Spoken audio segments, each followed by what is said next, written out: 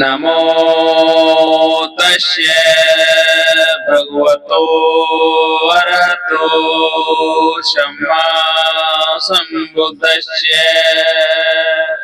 नमो तस्यै भगवतो अरहतो सम्मा सम्बुद्धस्यै। नमो तस्यै भगवतो अरहतो सम्मा सम्बुद्धस्यै। बुद्धं शरणं गच्छामि धम्मं शरणं गच्छामि संघं शरणं गच्छामि द्वितीयंपि बुद्धं शरणं गच्छामि द्वितीयंपि धम्मं शरणं गच्छामि द्वितीयंपि संघं शरणं गच्छामि तृतीयंपि बुद्धं शरणं गच्छामि तृतीयंपि धम्मं शरणं गच्छामि तृतीयंपि संघं शरणं गच्छामि। बुद्धं शरणं गच्छामि धम्मं शरणं गच्छामि संघं शरणं गच्छामि द्वितीयंपि बुद्धं शरणं गच्छामि द्वितीयंपि धम्मं शरणं गच्छामि द्वितीयंपि संघं शरणं गच्छामि तृतीयंपि बुद्धं शरणं गच्छामि तृतीयंपि धम्मं शरणं गच्छामि तृतीयंपि संघं शरणं गच्छामि। बुद्धं शरणं गच्छामि धम्मं शरणं गच्छामि संघं शरणं गच्छामि द्वितीयंपि बुद्धं शरणं गच्छामि द्वितीयंपि धम्मं शरणं गच्छामि द्वितीयंपि संघं शरणं गच्छामि तृतीयंपि बुद्धं शरणं गच्छामि तृतीयंपि धम्मं शरणं गच्छामि तृतीयंपि संघं शरणं गच्छामि। बुद्धं शरणं गच्छामि धम्मं शरणं गच्छामि संघं शरणं गच्छामि। सभी बोलेंगे नमो बुद्धाय जय भीम, नमो बुद्धाय जय भीम, नमो बुद्धाय जय भीम। हमारे बच्चे हमारे इस रविवार का इंतजार करते रहते हैं और सब लोग जो बच्चे हैं ना वो कौन सा दिन है बच्चों, कौन सा दिन आया है? संडे का, संडे का दिन आया तो कहाँ जाना है? बुद्ध बनना में जाना है नहीं, बीच में आएंगे ना। तो ये सब बच्चे और सब इंतजार करते रहते हैं। तो सर्वप्रथम हम जो धर्म का नियम है, परंपरा है, तो सभी सर झुका करके हम भगवान गौतम बाबा साहब को बोलो बुद्धं नमामि, बुद्धं नमामि। धम्मं नमामि धम्मं नमामि संघं नमामि। संघं नमामि। नमन के बाद में भगवान गौतम बुद्ध के धम्म में प्रवेश के लिए और सब उनके नियम का पालन करने के लिए तो जो परंपरा बनी हुई है हजारों साल से रहे, तो अब बुद्ध वंदना बुद्ध कथा का जो प्रारंभ होता है तो सभी बिल्कुल शांतिपूर्वक बैठ जाएंगे। तो हमारे जो उपासक हैं श्रद्धे मनोज बौद्ध जी आपको त्रिशरण पंचशील का वाचन करेंगे, आप श्रवण करेंगे। बहुत बहुत धन्यवाद। श्रद्धे मनोज बौद्ध।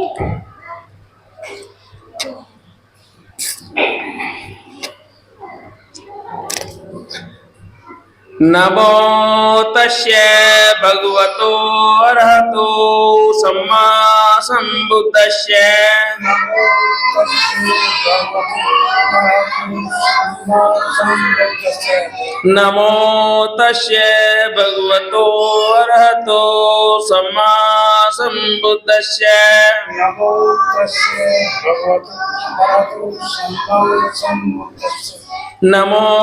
तस्य भगवतो अरहतो सम्मा सम्बुद्धस्य।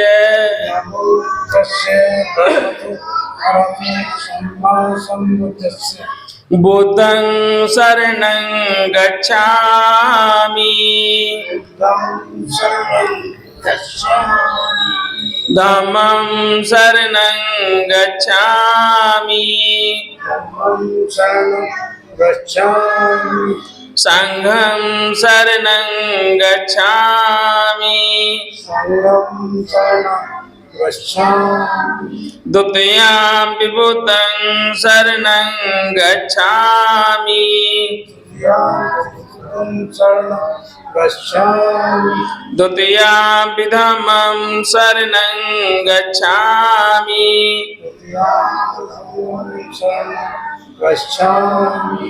द्वितीयं संघं शरणं गच्छामि संघं शरणं गच्छामि। तृतीयं बुद्धं शरणं गच्छामि बुद्धं शरणं गच्छामि। तृतीयं धम्मं शरणं गच्छामि धम्मं शरणं गच्छामि। तृतीयं संघं शरणं गच्छामि संघं शरणं गच्छामि। त्रिशरण पंचशील। पाणातिपाता वेरमणि सिक्खापदं समादयामि।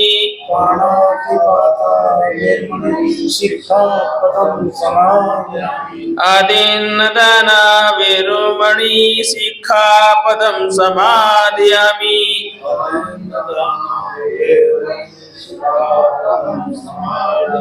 कामेषु मिच्छाचारा वेरमणि सिक्खापदं समादयामि।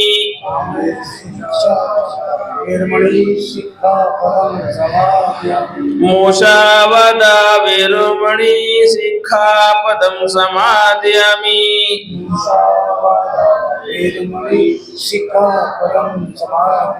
सुरामेरे मज्जे पमाडठाना वेरमणि सिक्खापदं समादयामि।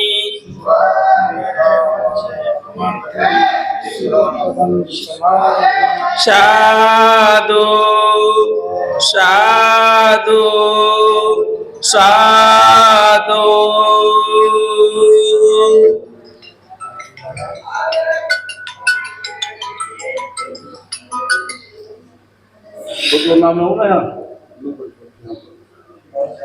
बहुत बहुत साधुवाद श्रद्धेय मनोज बौद्ध जी, बहुत बहुत। मित्रों,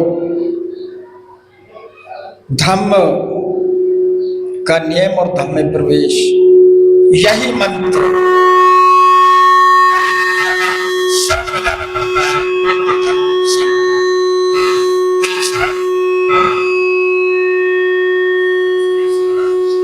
जो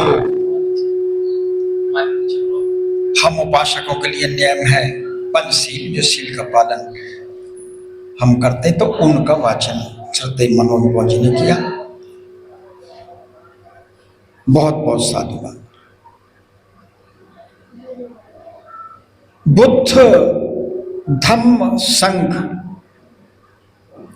भगवान गौतम बुद्ध ने स्वयं ये कहा है कि जो अपने लिए नहीं कहा है, बुद्ध को बुद्ध ज्ञान और जो उन्होंने जो बात कही है कि ज्ञान की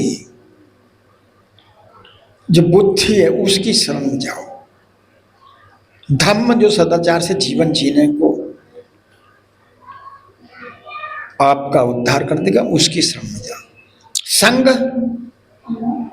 जो संघ है, हमारे भिक्षु संघ है, हमारे उपासक संघ है, भिक्षु संघ है, नागरिक संघ है, तो उसकी शरण में जाओ।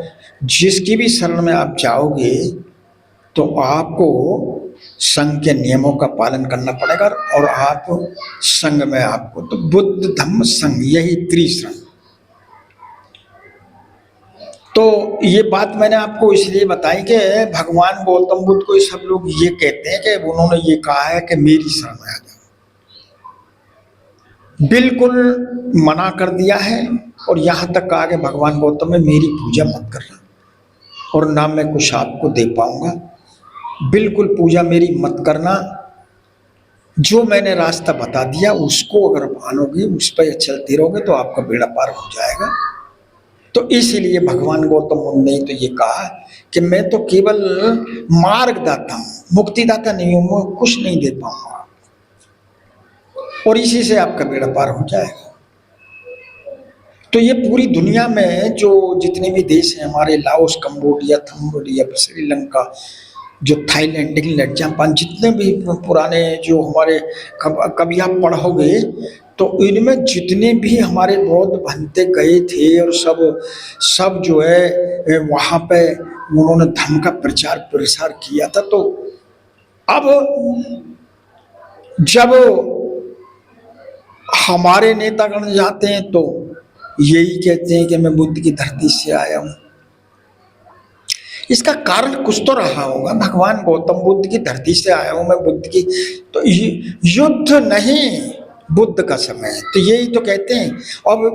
अब हमने एक, मेरे साथ असल में एक सेल्टेक्स में थे राजकुमार शर्मा, वो मैंने कि भाई ये वहाँ ये क्यों कहते हैं, तो इसलिए वो उन्होंने बताया, राजकुमार शर्मा ने, असल में एक्सपायर हो गए वो ये कहते थे कि मैं इसके विरुद्ध हूँ। भाई दोनों जो इनके वो हैं, जो महाभारत है, महाभारत वर्ड ही अपने में अलग है, युद्ध हुआ है, युद्ध इतना तकड़ा हुआ, 18 अक्षौणी सेना सब गारत हो गई। वहाँ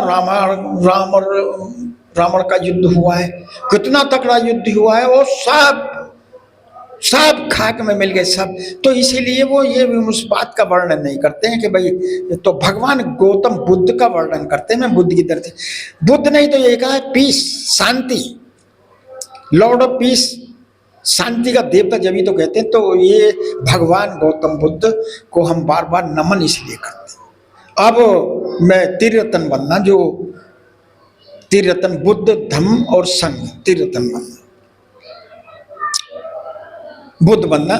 इति पिछो भगवान हम सम्मा संबुद्धो विद्या चरण संपन्नो सुगत लोक विदु अनुत्तरो पुरुषम सारथी सत्ता देवांशा बुद्धो भगवती बुद्धं जीवित पर्यंतम शरणम गच्छामि ये च बुद्धा चीचा ये च बुद्धानागता पचुपन्ना ये च बुद्ध अहम बंधामि सबदा नत्थी में शरणम वयम बुद्धो में शरणम तेन से जय बच्चिन होतु ते जय मंगलम उत्तम मंगेन बुद्धो ये पायु पशु बरुत्तम बुद्धो ये खलितो दोषो बुद्धो खमतु तम मम यम कृष्णम रत्नम लोक विविधता पथु रत्नम नत्मि तत्व सत्तु सुति भवन्तु में यो सन्नि सन्नो वरमोदि महति विजेता संबोधि मागच्छ अनंत काणो लोकोत्तम प्रणमामि बुद्धं बुद्धं नमामि।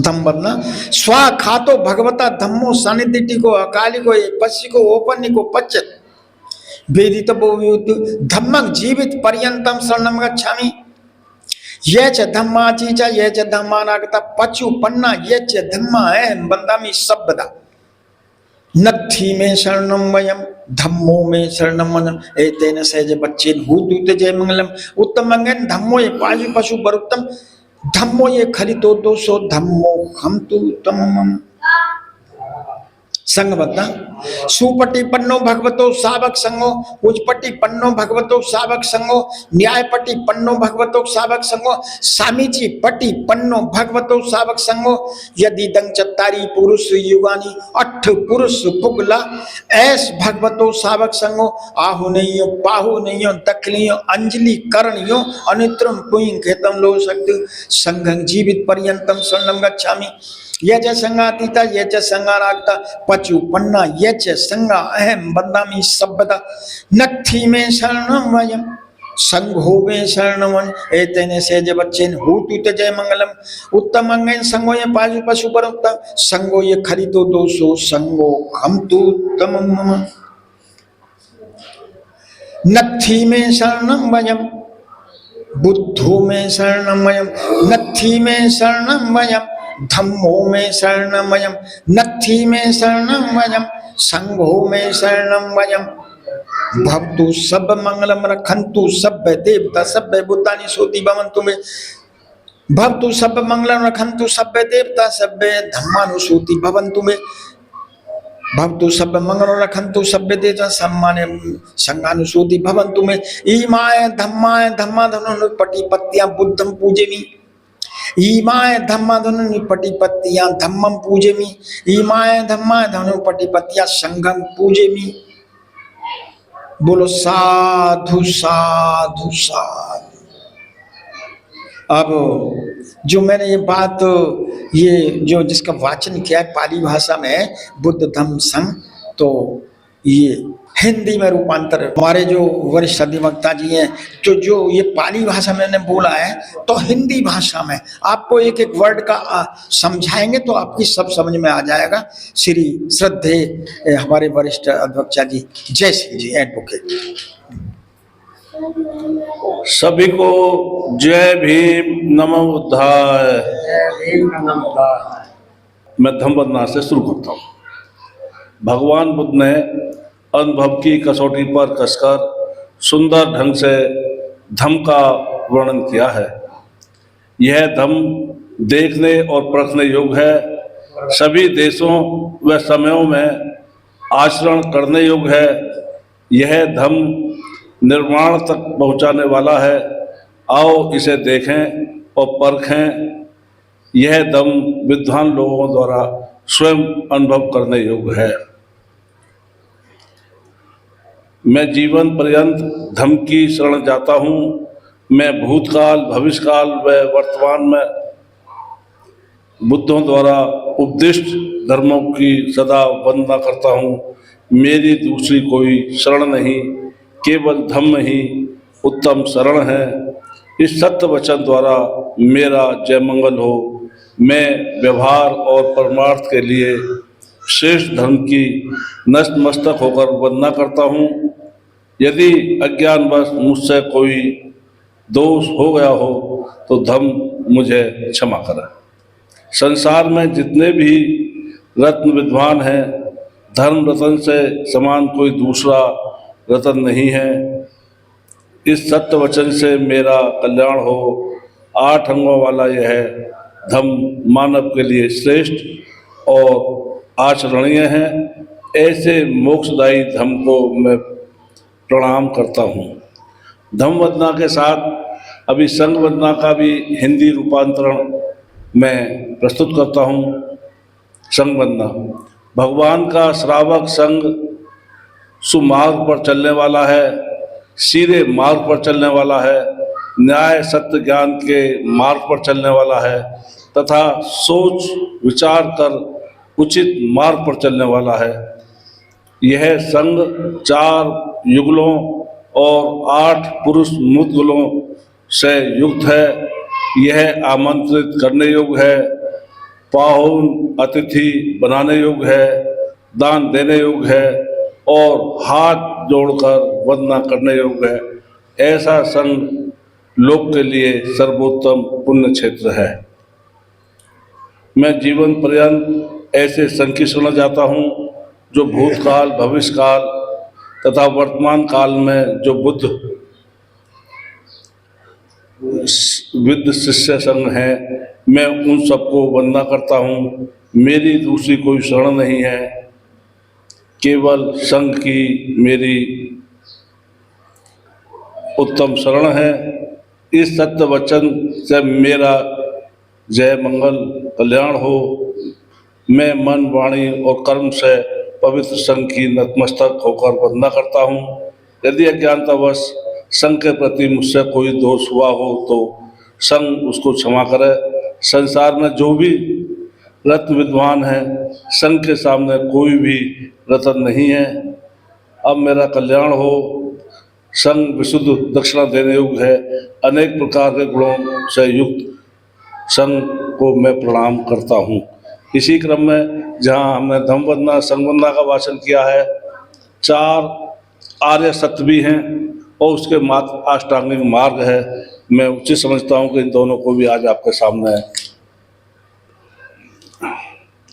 4 आर्य सत्य हैं। बौद्ध धर्म में 4 मान्यताओं के माध्यम से धर्म की शिक्षा दी गई है। ये सामान्यतः 4 आर्य सत्यों को नाम से जाने जाती है। दुख, दुख का कारण, दुख का निवारण, दुख निवारण की मार्ग। पहला आर्य सत्य है कि जीवन की सभी स्थितियां और सभी अवस्थाएं पीड़ा और कष्टों अर्थात दुख से संबंधित हैं। जब जन्म लेना दुख है, बुढ़ापा दुख है, रोग दुख है, मृत्यु दुख है। जो कुछ हम अच्छा करने में उसकी अप्राप्ति दुख है, जिसकी हम इच्छा नहीं करते उसकी प्राप्ति दुख है, और जो कुछ हमें प्रिय है उसका वियोग सबसे बड़ा दुख है। दूसरा आर्य सत्य है कि इस दुख का कारण तृष्णा है। जीवन जीने की अति इच्छा होना हमें चारों ओर की परिस्थिति से अत्यंत बेदाग अपने आप से प्रयास होने का पैदा करती है। यह भावुक तृष्णा अपनी क्रियाशीलता को अपनी स्वार्थ मूलक इच्छाओं की पूर्ति के रूप में प्रकट करती है, जो कि मनुष्य के कष्टों और दुख के माया काल में फंसा लेती है। तीसरा अर्थ सत्य है कि तृष्णा के त्याग से ही दुख का निवारण संभव है। जब तृष्णा का सर्वनाश होता है तब दुख का अंत होता है। तृष्णा की जननी इच्छा है और जब तक इसकी पूर्ति नहीं होगी तब यह दुख ही देती रहती है। जब इन इच्छाओं की पूर्ति हो जाती है तो वह इस पर जन्म लेने लगती है और उसी से नई नई चिंताएं और दुख उत्पन्न होता है। चौथा आर्य सत्य है कि इस तृष्णा के निवारण के मार्ग के विरुद्ध बौद्ध धर्म में अष्टांगिक मार्ग का कहा गया है। इस अष्टांगिक मार्ग पर चलने से आदमी सभी स्वार्थलंबी इच्छाओं से मुक्त हो जाता है। अष्टांगिक मार्ग को ही बुद्ध धर्म में मध्यम मार्ग कहा गया है। अष्टांगिक मार्ग भी मैं आपके सामने प्रस्तुत कर देता हूँ। बौद्ध धर्म के सभी अष्टांगिक मार्ग प्रज्ञाशील और समाधि में निहित हैं, जिनका वर्णन इस प्रकार है: सम्यक दृष्टि, सम्यक संकल्प, सम्यक वाणी, सम्यक कर्मान, सम्यक आजीविका, सम्यक व्यायाम, सम्यक स्मृति, सम्यक समाधि। सम्यक दृष्टि का सामान्य अर्थ है किसी उचित कल्याणकारी कार्य को एवं विचार को उचित कल्याणकारी कार्य मान कर स्वीकार करना तथा अनुचित अकल्याणकारी कार्य को एवं विचार को अहितात मानकर तुरंत त्याग देना। मन में उत्पन्न हुए कुशल एवं जनहितकारी कार्यों को विचारों को सदा बनाए रखने व अकुशल एवं असामाजिक कार्यों एवं विचारों की कमी अपने मन में न आने देने की प्रतिज्ञा को सम्यक संकल्प कहते हैं। सम्यक वाणी अर्थात सत्य बोलना, उचित बोलना, मृदु बोलने से व्यक्ति दुश्मन को भी अपना दोस्त बना सकता है और असंभव वाणी से दोस्त भी अपना दुश्मन बन जाता है। ऐसे कार्य को जिसने अन्य किसी की अहित न होता हो और अपना व दूसरों का हित होता हो, अतः सम्यक कर्मांत हमें योग्य व्यवहार की शिक्षा देता है। आजीविका के ऐसे साधन अपनाना जिससे अन्य किसी का अहित ना हो, सम्यक आजीविका कहलाता है। इंद्रियों पर सक्षम रखना, मन में उठने वाले अकुशल व अनुचित विचारों पर बलपूर्वक नियंत्रण रखना तथा अपने अंदर कुशल, कल्याणकारी व सर्वहितकारी विचारों को पैदा करना ही सम्यक व्यायाम कहा जाता है। हमें स्मरण करना रखना चाहिए कि शरीर अनित्य है, समय के अनुसार हर चीज़ अपना रूप परिवर्तित कर रही है, इसलिए अकुशल विचारों को मन मस्तिष्क से निकाले हुए कुशल विचारों को वाद करके मन मस्तिष्क में प्रवेश होने दें। इसमें भली भांति स्मरण रखना ही सम्यक स्मृति कहलाती है। मन की एकाग्रता को इस प्रकार लगाना जिससे मनुष्य प्रज्ञावान, शीलवान और कल्याणवान करे। मन को इस प्रकार एकाग्रता को सम्यक समाधि कहते हैं। तो हम बाबा साहब के बताए मार्ग पर चलकर मानव कल्याण की कामना करते हैं। भारत देश धम्म बुद्ध की धरती है। यहाँ से बुद्ध धर्म चलकर विश्व के 130 देशों तक फैला हुआ है और बाबा साहब की लोकप्रियता भी किसी छपी हुई नहीं है। जहाँ उन्होंने भारतीय संविधान लिखकर संपूर्ण समाज और जो उस समय की परिस्थितियाँ थी, नारी समाज जो 50% से अधिक है, नारी समाज के साथ साथ 85% और उसमें भी और ज़्यादा 92% जो लोग दबे कुचले कमज़ोर, जिनके अधिकारों का बोध उन्हें नहीं हो रहा था, उन्हें समानता समता का जीवन जीने का अधिकार नहीं मिल रहा था। भारतीय संविधान में वोट ऑफ राइट और सबको समानता समता बनता, जैसा कि भारतीय संविधान की प्रस्तावना में ऐसे भी है। हमें शिक्षित होना पड़ेगा, कुरीतियों से निकलना पड़ेगा और संगठित होकर और जरूरत पड़े तो संघर्ष करके भी हमें अपने अधिकारों को लेकर अपने कर्तव्यों का पालन करते हुए अष्टांगिक मार्ग का जीवन जीते हुए मानव कल्याण के लिए कार्य करना ही बुद्धम धम्मम संघम शरणम गच्छामि। सभी को जय भीम, नमो बुद्धाय। बहुत बहुत साधुवाद। साधु साधु साधु।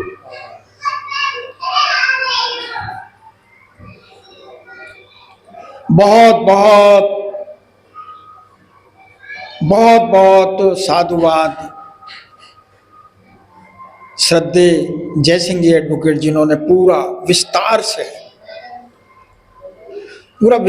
बाबा साहब के बारे में और संविधान के बारे में और सब धम्म के बारे में सब वाचन किया और आप हम लोगों ने श्रवण किया। बहुत बहुत साधुवाद। बहुत तो मैं बुद्ध वंदना में जो नियम है, जो भगवान गौतम बुद्ध के द्वारा बताए गए बोले गए प्रवचन, जो बुद्ध धम्म स्वयं एक एक वर्ड भगवान गौतम ने कहा है, तो बुद्ध धम्म पद का हम एक गाथा का वाचन करते हैं। जो राजकुमार जी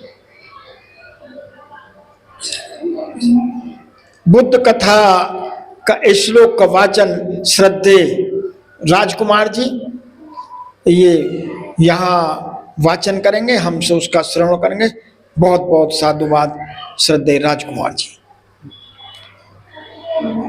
यही करा दो, हिंदी में ही बता। यही करा दो, ये करा दो, आगे वाली बात बस दूसरा। सभी को नमो बुद्धाय, जय भीम। नमो बुद्धाय, जय भीम। जैसा कि जानते हैं, पहली तारीख आ रही है बुद्ध पूर्णिमा। तो बुद्ध पूर्णिमा की, आने वाली बुद्ध पूर्णिमा की सभी को ढेर सारी मंगल कामनाएं। और बुद्ध के बारे में थोड़ा सा बताते हैं। सिद्धार्थ गौतम का जन्म ईसा पूर्व 563 ईसा पूर्व में बैसाख पूर्णिमा के दिन लुम्बिनी वन में हुआ था। उनकी माता का नाम महामाया तथा पिता का नाम शुद्धोधन था, जो कि शाक्य कुल के क्षेत्र से थे और कपिलवस्तु के राजा थे। कपिलवस्तु में प्रत्येक वर्ष आषाढ़ मास के अंतिम सप्ताह में एक उत्सव मनाया जाता था, जिसमें राज परिवार भी हिस्सा लेता था। उत्सव के अंतिम दिन पूर्णिमा थी। रानी महामाया शाम को स्नान करके अपने शयन कक्ष में सोने चली गई। शुद्धोधन के साथ उन्होंने सत्संग किया और फिर सो गई। महामाया ने एक स्वप्न देखा कि देवी देव अप्सराएं उनके पलंग को उठाकर हिमालय पर ले गई और एक पेड़ के नीचे रख दिया। तभी बोधिसत्व सुबोध उनके सामने आकर खड़े हो गए और बोले कि मैं अपना अंतिम जन्म पृथ्वी पर लेने तुम्हारी माता बनने के लिए तैयार हूँ। आप मेरी माता बनना स्वीकार कर देंगे? महामाया ने कहा, मैं तुम्हारी माता बनने के लिए तैयार हूँ। और बोधिसत्व सुबोध अतंत हो गए। तभी एक छोटा सफेद हाथी का बच्चा महामाया के समीप आया और महामाया की कोख में प्रवेश कर गया और महामाया ने गर्भ धारण किया। महामाया ने सुबह उठकर सुशोधन को स्वप्न के बारे में बताया, लेकिन राजा उस समय स्वप्न का अर्थ बताने में असमर्थ थे। उन्होंने शकुन विद्या में निपुण 8 विद्वानों को महल में आमंत्रित किया। उन्हें स्वादिष्ट भोजन कराकर राजा ने महामाया के स्वप्न के बात बताई। सारी बात सुनकर विद्वानों ने बताया कि आप एक पुत्र के पिता बनने वाले हैं और वह बालक बड़ा होकर चक्रवर्ती सम्राट होगा या बुद्ध बनेगा और संपूर्ण जगत का अंधेरा दूर करेगा। महामाया ने 10 माह तक बच्चे को अपने कोख में रखा। प्रसव का समय नजदीक आते देख महामाया ने राजा सुशोधन से अपने मायके देवघर जाने की इच्छा व्यक्त की। सुशोधन ने स्वीकार करते हुए नौकर चाकरों और दासियों के साथ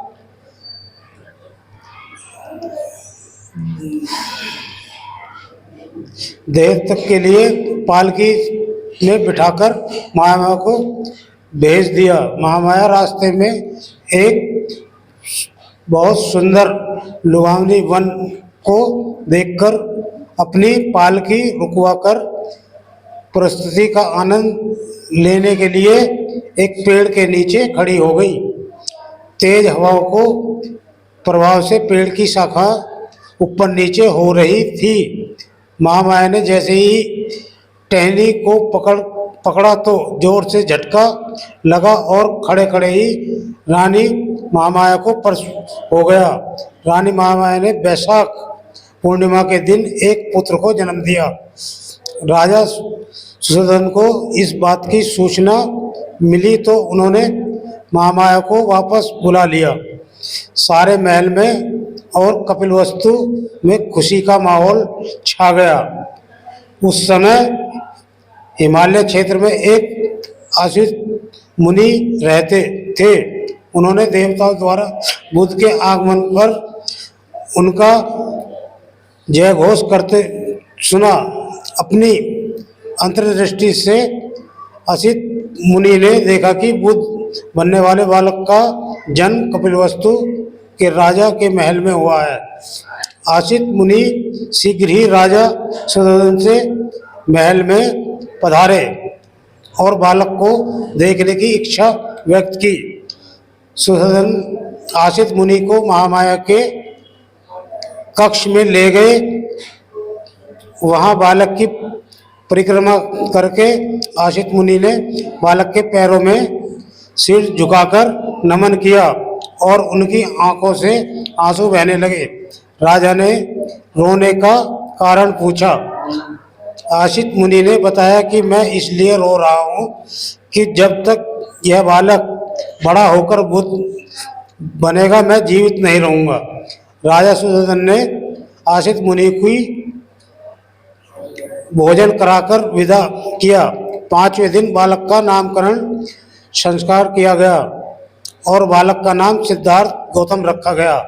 नामकरण के दिन ही महामाया को भयंकर रोग हो गया और सिद्धार्थ के जन्म के 7वें दिन महामाया की मृत्यु हो गई। सिद्धार्थ का पालन पोषण महामाया की सगी छोटी बहन और सुदर्शन की दूसरी पत्नी महाप्रजापति गौतमी ने किया। एक दिन कोई उत्सव था। राजा सुदर्शन अपने खेतों में हल जुतवाने के लिए 1000 लोगों के साथ खेतों पर गए थे। साथ में नौकर व मंत्री तथा दास दासियों भी गए और बालक सिद्धार्थ को भी ले गए। वहां एक जामुन के पेड़ के नीचे सिद्धार्थ का बिस्तर लगाकर कनातानों से गिरवा कर देखभाल के लिए दासियों को छोड़ राजा खेतों में सोने के हल से नौकरों के साथ जुताई करने लगे। शोरगुल की आवाज सुनकर दासियां भी सिद्धार्थ को अकेला छोड़कर भीड़ को देखने में व्यस्त हो गई। बालक सिद्धार्थ मौका पाकर बिस्तर से उठकर पालती लगाकर जामुन के पेड़ के नीचे बैठ गया और ध्यान साधना में लीन हो गए। सूरज ढल चुका था। पेड़ों की छाया टेढ़ी हो गई थी। लेकिन जब दासियां वापस सिद्धार्थ के पास पहुंची उन्होंने सिद्धार्थ को तपस्या करते हुए देखा और देखा कि उस जामुन के वृक्ष की छाया बिल्कुल सीधी थी। अचंभित होकर राजा को बताया। राजा ने स्वयं यह नज़ारा देखा और हाथ जोड़कर अपने पुत्र सिद्धार्थ को नमन किया। सिद्धार्थ जब धीरे धीरे बड़ा हो रहा था राजा सुदर्शन ने सिद्धार्थ को शिक्षित करने के लिए उन्हें 8 विद्वानों की बुलाया जिन्होंने महामाया को स्वप्न में व्याख्या की थी। शिक्षा प्राप्त करते करते सिद्धार्थ युवावस्था में प्रवेश कर चुके थे। सुदर्शन ने सिद्धार्थ को युद्ध कला में निपुण करने के लिए भी शिक्षकों का प्रबंध किया। 16 वर्ष की आयु में सिद्धार्थ का विवाह दंडपाणी की रूपवान पुत्री यशोधरा से हुआ। 20 वर्ष की आयु में प्रत्येक शाक्य पुत्र को शाक्यों के संग में शामिल होना आवश्यक था। इसलिए 20 वर्ष की आयु में सिद्धार्थ को भी शाक्यों के संग में शामिल होना पड़ा। 19 वर्ष की आयु थी सिद्धार्थ की जब नदी के जल बंटवारे को लेकर पड़ोसी राजा के कोलियों से झगड़ा हो गया। युद्ध की नौबत आ गई लेकिन सिद्धार्थ को खून खराबा पसंद नहीं था। इसलिए सिद्धार्थ ने युद्ध में भाग लेने से मना कर दिया। शाक्य संघ के सेनापति ने सिद्धार्थ को दंड देने के लिए 3 विकल्प रखे जिनमें से एक को चुनना था। पहला विकल्प था सिद्धार्थ के परिवार को सभी पैतृक संपत्ति जब्त कर ली जाए। दूसरा मृत्युदंड। तीसरा देश निकाला, अर्थात गृह त्याग। सिद्धार्थ ने गृह त्याग को अपने उपयुक्त समझकर 29 वर्ष की आयु में आषाढ़ पूर्णिमा के दिन गृह त्याग किया, जिसे महाबलिष्करण कहा जाता है। उसी दिन सिद्धार्थ व यशोदा के पुत्र राहुल का जन्म हुआ था। गृह त्याग के बाद सिद्धार्थ को अपनी ध्यान साधना को आगे बढ़ाने का भी अवसर प्राप्त हुआ। गृह त्याग कर सिद्धार्थ के घोड़े कंथक ने एक रात में 30 योजना की दूरी तय की। इसे पूरा कर दूं? दूसरी तय की 3 राज्यों की सीमा पार करके मोर में अनोमा नदी के तट पर पहुंचकर अपने सेवक छंदक को अपनी राजसी वस्त्र तथा आभूषण उतारकर दे दिए और वापस कपिलवस्तु भेज दिया। वह सौम्य गेरुआ वस्त्र धारण करके सन्यासी परिव्राजक बन गए और अपनी तलवार से खुद ही सौम्य के सिर के बाल काट कर 2 अंगुल के कर दिए, जो समझ ही बोधिसत्व सिद्धार्थ के सिर से परिक्रमा क्रम में लिपट गए। सिद्धार्थ ने अकेले ही राजगृह की ओर पैदल ही प्रस्थान किया। वह राजगृह के समीप पहुंचकर ध्यान साधना सीखने के उद्देश्य से पहले भारद्वाज ऋषि के आश्रम में रुके और कुछ दिन पश्चात वहां से विदा होकर ध्यान साधना में प्रांगण ऋषि आलार कालम के वहां आगे की ध्यान साधना के लिए पहुंचे। अंत में सिद्धार्थ ने उदक पुत्र राम के यहाँ पहुंचकर ध्यान साधना की। साधु साधु साधु। बहुत बहुत साधुवाद श्रद्धेय राजकुमार जी, आपने परम पूज्य तथागत भगवान गौतम बुद्ध के जीवन परिचय के विषय में हम सबको अवगत कराया।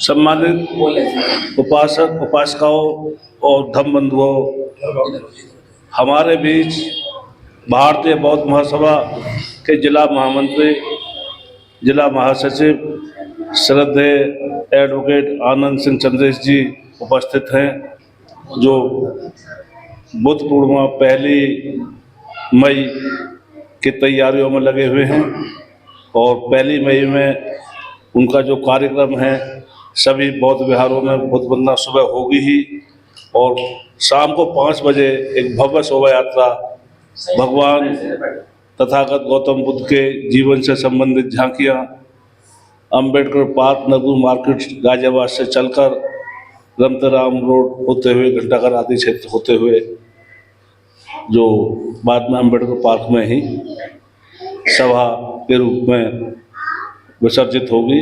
आप उन तैयारियों में लगे हुए हैं। एडवोकेट आनंद सिंह चंद्रेश जी। बहुत बहुत आभार दौलतपुरा निवासियों को और दौलतपुरे में अंबेडकर भवन में नियत ये जो बुद्ध वंदना का कार्यक्रम चल रहा है और रेगुलर ही हो रही है। मैं प्रयास करता हूं कि आप लोगों के बुद्ध वंदना के कार्यक्रम में शामिल हो पाऊँ, पर समय की व्यवस्था और क्योंकि लगभग जिला महामंत्री हूं तो मुझे पूरे ज़िले को देखना होता है और लौनी क्षेत्र में भी हमारी शाखा कार्यरत है और मैं और विस्तार लौनी क्षेत्र में उसका कर रहा हूँ। तो लौनी में 25 वार्ड हैं, हर वार्ड में ही लगभग अंबेडकर भवन और बुद्ध विहार हैं। तो 25 एक दिन भी अगर वहाँ मैं जाऊँगा, एक संडे भी, तो 25 संडे मतलब आप मान के चलिए कि 6 महीना साल भर लग जाएगा मुझे। और लौनी क्षेत्र में लगभग आपके 46-47 गांव भी आते हैं। हर गांव में बाबा साहब के नाम पे भवन है, उन सब में जाना, उन सब में विजिट करना और वहाँ भारतीय बौद्ध महासभा की शाखाओं का गठन कराना। उसके बाद फिर मोदी नगर क्षेत्र है, वहाँ भी मैं शाखा बनाने में लगा हुआ हूँ। मेरा उद्देश्य है कि हम गाजियाबाद महानगर क्षेत्र में, महानगर में एक सक्रिय टीम अगर खड़ी कर सकें, जो महानगर में 100 वार्ड हैं, मैं कह रहा हूँ 100 वार्डों में काम ना करके 50 वार्डों में तो कर ही लें, जिसमें लगभग सिटी जोन का मैं बात करूँ तो आपका दौलतपुरा क्षेत्र हुआ, आपका कोटगांव क्षेत्र हुआ, आपका कालकागढ़ी है, आपका जटवाड़ा है, आपका प्राणगढ़ी है और उदल नगर है, रजास नगर है, शिब्बनपुरा है। यहाँ सब जगह अम्बेडकर भवन और बुद्ध विहार बने हुए हैं। उन सब में अगर हम इसी तरीके का कार्यक्रम शुरू करा पाएँ, छोटे छोटे बच्चों को धम्म से जोड़ पाएँ। देखिए, ये जो हमारे महान अनुभव बैठे हैं, सोफे पे बैठे हैं, मैं बहुत स्पष्ट बोलता हूँ, इसलिए कई बार लोगों को अजीब भी लग जाता है। हमारे 75 साल के नौजवान साथी बाबूलाल गौतम जी यहाँ मौजूद हैं। और नौजवान साथी इसलिए कहूँगा, 2011 में मैं महामंत्री हुआ करता था और बाबूलाल जी आप कोषाध्यक्ष थे। 2012 में आप रिटायर उसी साल हुए थे और इतनी ऊर्जा और जोश हम में नहीं था जितना बाबूलाल जी में होता था। मैं तब से उन्हें देखता आ रहा हूँ। मैं तो अपनी आधी उम्र पार कर चुका हूं और ये लोग अपनी उम्र के उस पड़ाव में हैं जहां ये नहीं पता कि जिंदगी की किस गली में शाम हो जाए, है जी। तो आवश्यकता इन पे काम करने की है। ये नर्सरी बैठी है, जितना अच्छा हम अपनी नर्सरी को कर देंगे, बेटा इधर आ जाओ आप लोग भी सब, जितना अच्छा हम अपना नर्सरी पे मेहनत कर लेंगे, उतने अच्छे ये विशाल वृक्ष बनेंगे। ये जो पौध है, बेटा उधर पहुंचो, आप लोग सब वहीं पहुंचो। ये जो पौध है, सींचना इस पौध को है, खाद इसमें डालनी है। ये तो सूखी टहनियां बैठी हैं पीछे, इन्हें तो जलना फूकना है और क्या होना है। बुरा मानने की जरूरत नहीं है भाऊजी, एक सच बात कह रहा हूं, काम करने की आवश्यकता इन पे है, आगे भविष्य इनका है। और ये जिम्मेदारी हमारी और ज्यादा तब बन जाती है जब हम उस समाज से ताल्लुक रखते हैं जिसे आज भी अपेक्षाओं का शिकार होना पड़ता है, जिसे आज भी भेदभाव झेलना पड़ता है, जिसके साथ आज भी, मैं आपको सच बता रहा हूं मनोज भाई, फोटो वगैरह सब हो जाएंगे। मैं कुछ और कहना चाह रहा हूं कि मैं पूरे गाजियाबाद में घूमता हूं, पूरा गाजियाबाद, मैं महानगर की बात नहीं कर रहा हूं। गाजियाबाद में 208 गांव हैं, हाँ जी, 208 के 208 गांवों में गया हूं और कोई गांव मुझे ऐसा नहीं मिला जहां 2-4 शमशान ना हो। 2-4, जितने शमशान उतनी बिरादरी, समझ लो बात को। ठाकुरों का बामनों का अलग है, धीमरों का कश्यपों का अलग है, और बाकी तो आप समझ ही रहे हो। अपनी जमीन है, अपना खेत है तो खेत में कर लेंगे, अन्यथा तो शमशान है ही है। 208 गांव और 100 वार्डों में घूमने के बाद, उसके बाद आपकी 3 नगर पालिकाएं हैं, खोड़ा नगर पालिका है। आजकल मैं खोड़ा में भी मेहनत कर रहा हूं कि खोड़ा में शाखा खड़ी कर सकूं। 25 वार्ड हैं उसमें, महानगर नगर पालिका में, खोड़ा में मोदी नगर नगर पालिका है, मुरादनगर नगर पालिका है, और मुरादनगर को तो आपके गाजियाबाद में शामिल करने जा रहे हैं। तो नगर पालिका खत्म करके वहां नहीं जाऊंगा मैं राजनीति में, वो क्या हो रहा है क्या नहीं हो रहा देश में, परंतु फिर भी मैं ये कहना चाहूंगा, ये छोटे छोटे बच्चे, मैं एक बात के लिए आश्वस्त करता हूं आप सभी को, भारतीय बौद्ध महासभा के बिहाफ से, ये हमारे जिले के लेखा परीक्षक जी भी बैठे हैं और मैं भी बैठा हूं।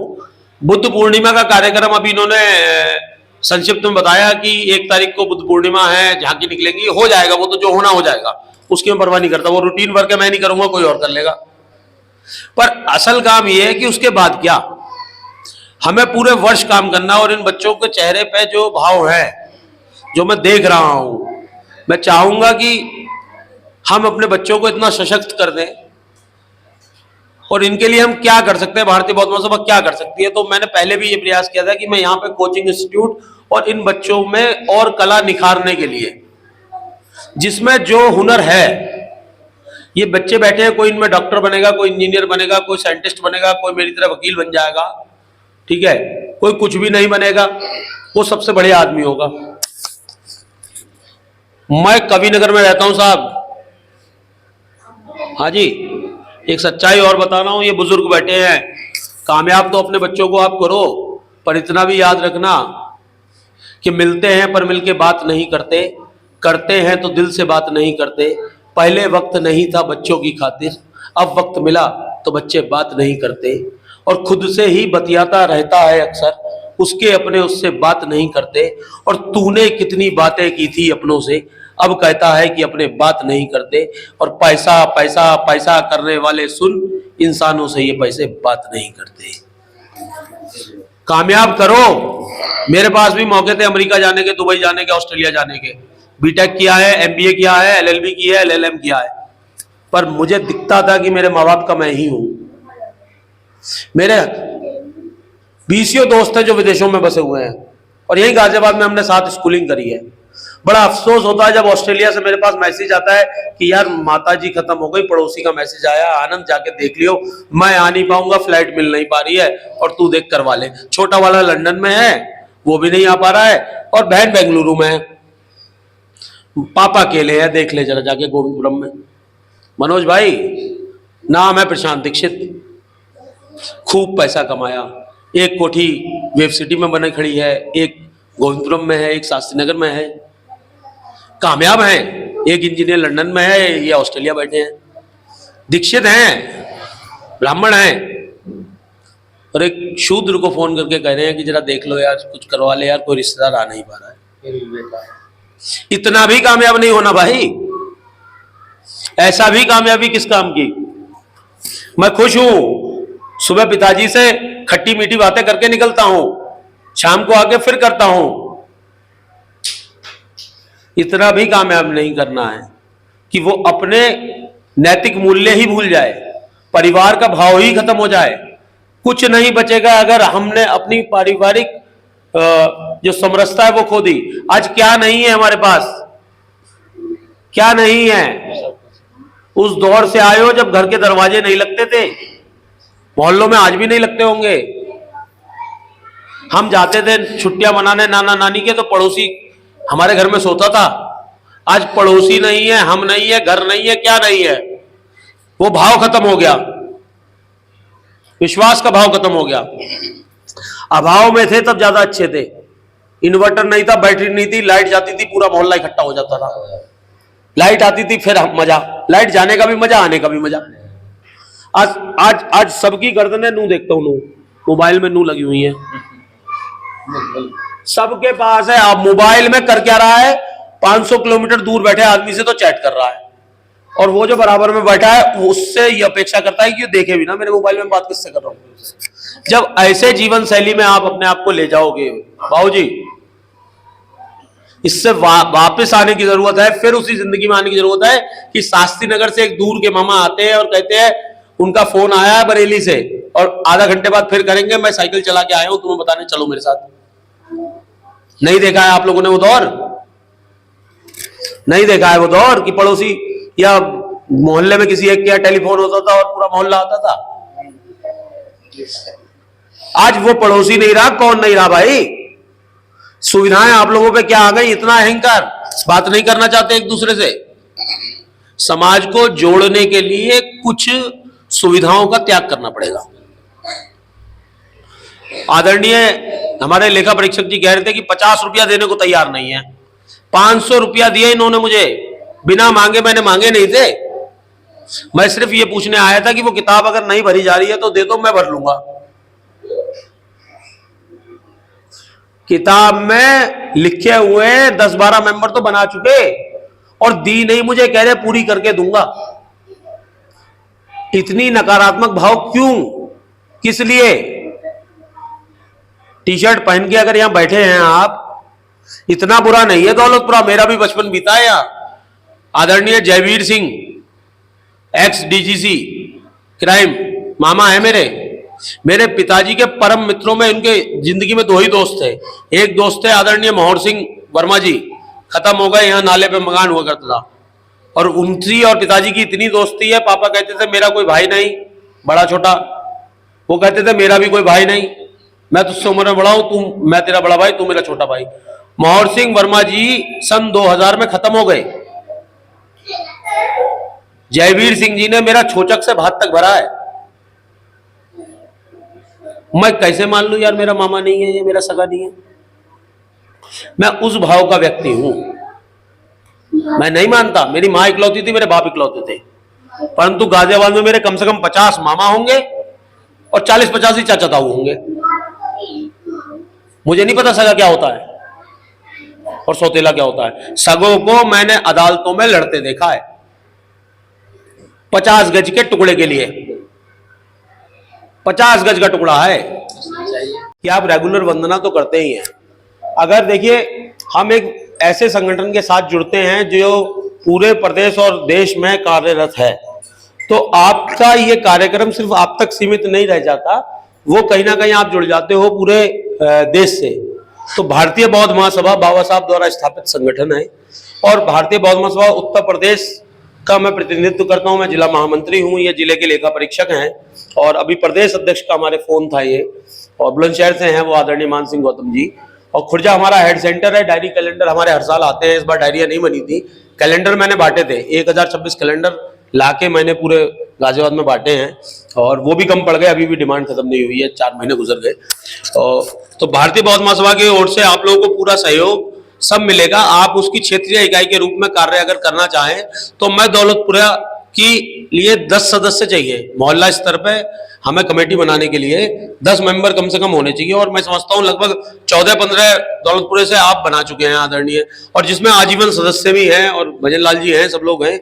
तो अगर यही कार्यक्रम आप यहाँ भारतीय बौद्ध महासभा के बैनर पर करते रहेंगे तो आपको समय संसाधनों में भी भारतीय बौद्ध महासभा पूरी मदद करेगी। किसी बच्चे की फीस जमा होनी है, कुछ होना है, कोई समस्या है, कोई हारी बीमारी परेशानी किसी के साथ है, बौद्ध महासभा अपने कार्यकर्ताओं को और अपने सदस्यों को अकेला नहीं छोड़ती। और एकमात्र संगठन है पूरे गाजियाबाद में या पूरे उत्तर प्रदेश में कि एक सिस्टम है उसका, यहां गड़बड़ नहीं हो सकती। प्रदेश अध्यक्ष जी मुझसे कंफर्मेशन ले रहे हैं कि वहां क्यों लिखा है 2000 और 2135 की टेंशन है, क्योंकि हमारी एक एक रसीद भारत सरकार से मान्यता प्राप्त है, ऑडिट होता है सीए से, चार्टर्ड अकाउंटेंट से, सारा 180 बीघे जमीन है आप लोगों के पास जो भारत सरकार ने दी है, और 180 बीघे जमीन में कॉलेज चल रहा है already, inter college degree college बनाने जा रहे हैं खुर्जा में। तो हमारे यहाँ एक एक रुपए का हिसाब है, हर चीज का हम ख्याल रखते हैं। बुद्ध वंदनाओं की स्थिति हमारी ये है, हमारे ट्रेनिंग हम देते हैं, बौद्धाचार्य बनाते हैं कि उनकी नॉलेज का मैं गुणगान नहीं कर रहा हूं, पर आदरणीय भिक्खुगण साइड हो जाते हैं जब भारतीय बौद्ध महासभा के कार्यकर्ता वंदना कराना शुरू करते हैं। गाथाओं और मैं अपनी ज्यादा बात नहीं करूंगा, या तो इस पुस्तक में होगा या मेरे मस्तिष्क में होगा। पहले हमारे यहाँ पदाधिकारी बनाने का पर्पज ही यही है कि भैया त्रिशरण पंचशील त्रिरत्न वंदना आती है नहीं आती है, तो थोड़ी सी जमीन देख लो जरा। हाँ जी, थोड़ी सी जमीन देख लो जरा जहां हम बुद्ध विहार बना ले। तो मैं श्रावस्ती की बात कर रहा हूं और इस समय माइंड से नाम स्लिप हो रहा है उनका, सेठ थे वो, भगवान बुद्ध के चेले थे, अनुयायी थे। हाँ बिल्कुल बिल्कुल, समय में कर दूंगा मैं। भगवान बुद्ध के शिष्य थे और बड़े अनुयायी थे। वो गए राजा के पास, राजा मिलिंद वो होते थे, राजा मिलिंद क्यों प्रसेनजीत के पास, कह रहे भाई वो जैतवन विहार जो है वो भूमि चाहिए, वहां हमें विहार बनाना है। तो उसने कहा कि भाई वो तो मैं नहीं दूंगा, वो तो मेरे घूमने का अच्छा बाग है, बगीचा है। कह रहे कीमत बताओ। अच्छा, धन्ना सेठों में ये होता ही है। कह रहे पैसे बताओ। कह रहे अरे तुम खरीद नहीं पाओगे, वो राजा है वहां का, मना कर रहा है उसको। कह रहा धन्ना सेठ कह रहा पैसे बता। कह रहा सोने के सिक्के से भूमि नाप दे। उसने सोने के सिक्के से, और जब उसने देखा यार इतना देने को तैयार, तो कह रहा भैया किसके लिए दे रहा है? कह रहा वो सिद्धार्थ गौतम है, उनके लिए बुद्ध विहार बनाऊंगा, उनके लिए विहार बनाऊंगा। कह रहा है यार मेरी तो फूफी का लड़का दिखे, ऐसा क्या उसमें जिसके लिए तू इतना सब कुछ देने को तैयार है? उस सेठ का नाम भूल रहा हूं मैं, दिमाग से निकल रहा, बड़ा अच्छा सुंदर नाम है।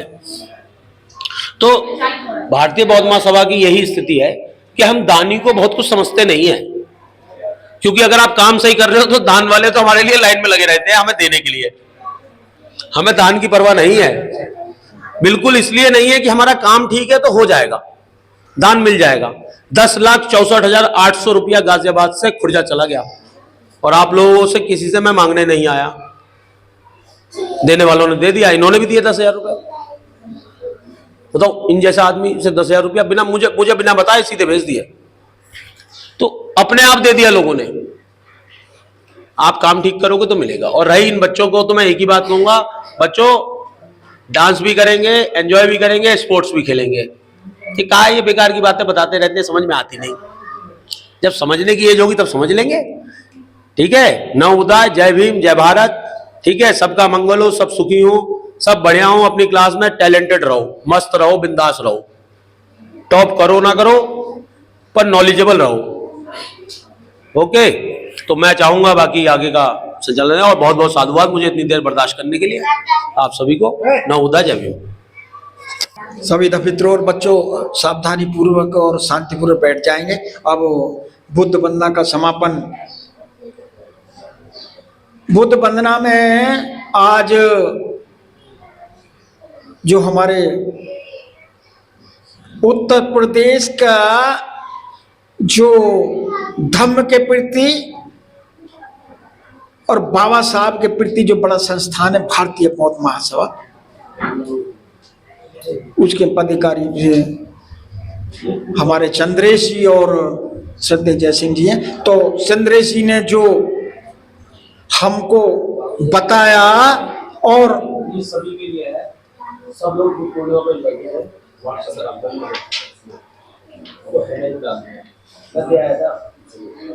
चंद्रेश जी वो शख्सियत हैं। चंद्रेश जी, चंद्रेश आनंद जी अपना एडवोकेट जो अपना काम कम और संस्था और धम्म और बाबा साहब का काम ज्यादा करते हैं। और इन्होंने, मैं 20 साल से जानता हूं कि जो गाजियाबाद में एक अपना नाम अलग से ही इनका लिया जाता है, चंद्रेश आनंद जी। तो जो काफी कुछ सब लोग इनके बारे में जानते हैं। तो बहुत बहुत धन्यवाद, बहुत बहुत आभार यहाँ आपका आने का कष्ट, बहुत बहुत। तो अब जो है, जो बुद्ध वंदना का समापन जो मंगल कामना से होता है, तो सभी शांतिपूर्वक बैठ जाएंगे, सभी बोलेंगे, हाथ जोड़ लेंगे समय।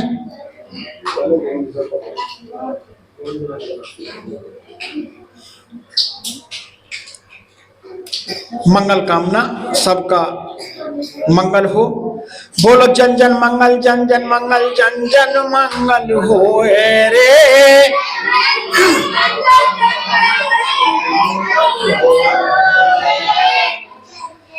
बोलो जन जन मंगल, जन जन मंगल, जन जन मंगल हो रे।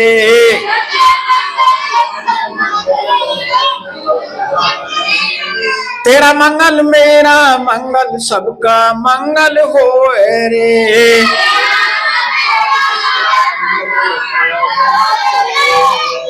सबका मंगल, सबका मंगल, सबका मंगल हो रे।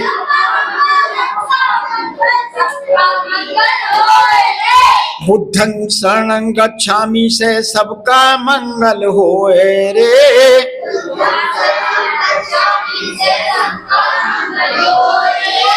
धम्मं शरणं गच्छामि से सबका मंगल हो रे।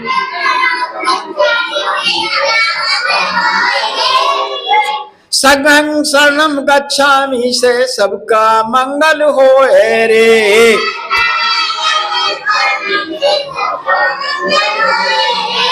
पंचशील के पालन से भी सबका मंगल हो रे।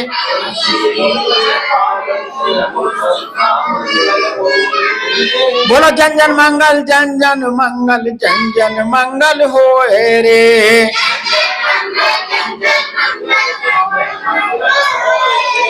तेरा मंगल मेरा मंगल, सबका मंगल हो रे।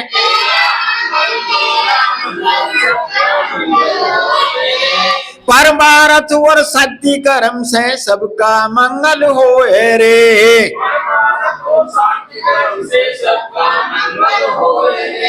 सच्चे सच्चे कर्मों से भी सबका मंगल होए रे।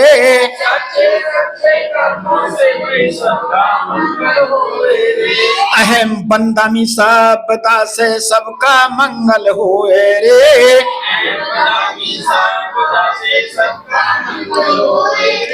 प्रकृति के बंधन से भी सबका मंगल होए रे।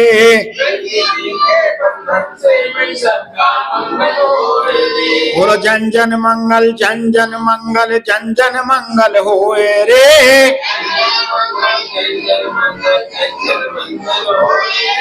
तेरा मंगल मेरा मंगल सबका मंगल होए रे।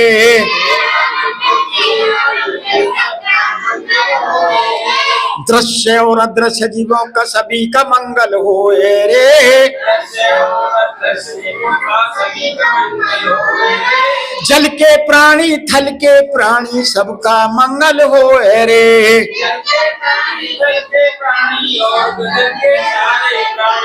जिस माता ने जन्म दिया उस माता का मंगल होए रे।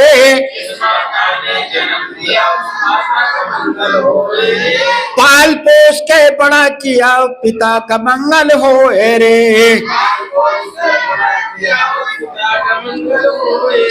लोभ मोह मद क्रोध त्यागन से सबका मंगल होए रे।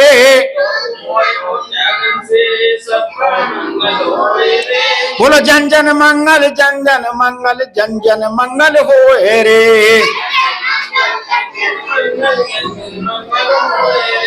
तेरा मंगल मेरा मंगल सबका मंगल होए रे। सबका मंगल सबका मंगल सबका मंगल होए रे।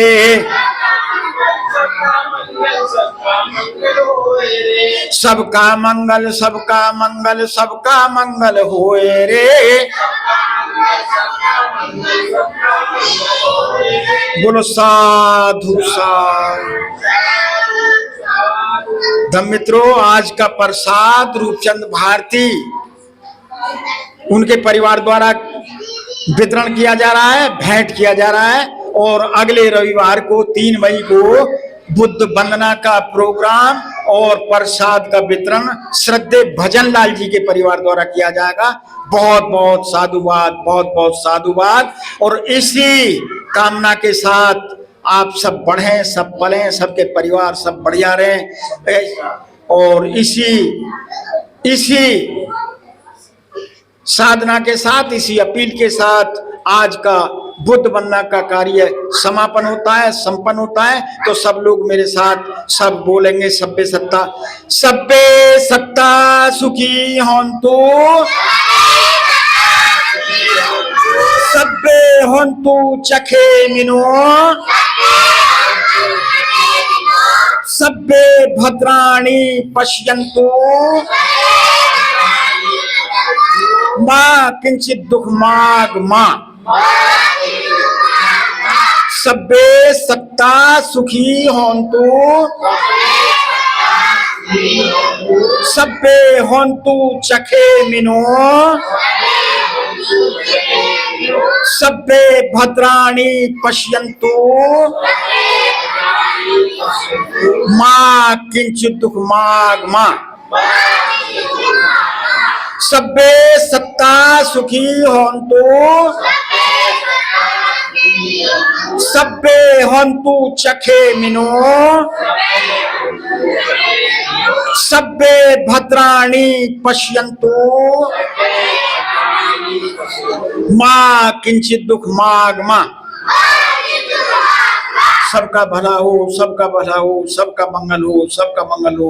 इसी अपील और विनती के साथ आज का बुद्ध वंदना का समापन संपन्न होता है। बहुत बहुत साधुवाद। बहुत अब सभी फूल अर्पित करेंगे, सबको प्रसाद ग्रहण करेंगे।